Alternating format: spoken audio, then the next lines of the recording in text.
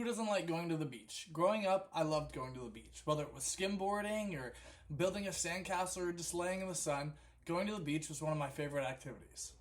In the summer of 2020, me and my family got the opportunity to take a vacation to Cannon Beach in Oregon. I'd been looking forward to this vacation for months, maybe even a year. I'd been planning out everything I was going to do in my head, how I was going to spend the whole day skimboarding and running along the beach and just walking around everywhere. I was going to have the best vacation ever. We arrived in town around 2, but we couldn't get into our Airbnb till 3, so we decided that we were going to go down to the beach. We drove to the beach, and as soon as we got there, I grabbed my board and my brother's, and full of excitement, we ran down to the ocean. We began to skimboard, and 10-15 minutes into skimboarding, I jumped on my skimboard. One of my feet landed on the skimboard, the other feet dug into the sand, and my ankle snapped. After I finished crying like a baby, my brothers picked me up and started carrying me to the car. We got to the car and drove back to the Airbnb.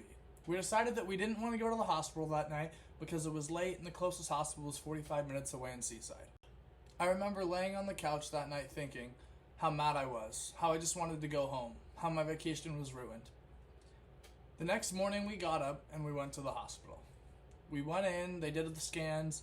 They told me that I had a sprained ankle, but it might be broken. They couldn't really tell. They gave me crutches and a boot, and they told me that I couldn't swim and I could not put any pressure on my right foot for at least a couple weeks. I was even more mad walking out of the hospital than I was when I went in. I remember getting into the car and my dad asked me what I wanted to do that day. I looked at him and I said, "There is nothing to do. I can't do anything. All my plans are ruined. The vacation's ruined." He looked at me with that face, kind of letting me know that I was being a little dramatic, and he started to tell me, and he's like, "Nick, there's still plenty of things you can do. You can spend time with family, you can walk around, you can crutch around on the beach, you can still lay in the sand and enjoy the sun. Just because your original plans you can't do doesn't mean your vacation's over." For most of the car ride, I was still mad and still upset, but in some point in the car ride, something flipped. I thought, maybe vacation isn't ruined. Maybe I just need to make the best out of what I still can. So as soon as I got back to the Airbnb, I grabbed my brother and I told him we're going to go on a walk. We proceeded to spend the rest of the night walking around the beach, talking, going through the little shops, and having fun. That night, we all sat around the campfire at the beach, and I began thinking how blessed I was and how I got the opportunity to go on vacation with my family and make these memories with my family. Even if I didn't get a skimboard and do all the things I originally planned, it was important that I was grateful for the things I still had.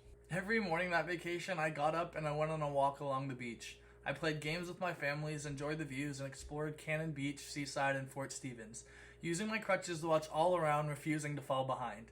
I even took off my boot and swam a little, even though the doctor told me not to. Life is full of challenges and hardships, and I'll be lucky if the biggest challenge I ever faced is breaking my ankle on vacation.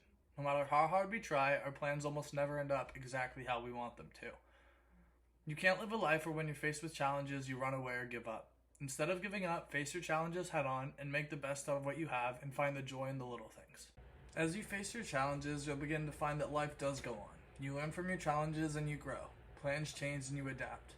I can't promise you that life's always going to be good, but I can promise you that facing your challenges head on will always work better than running away.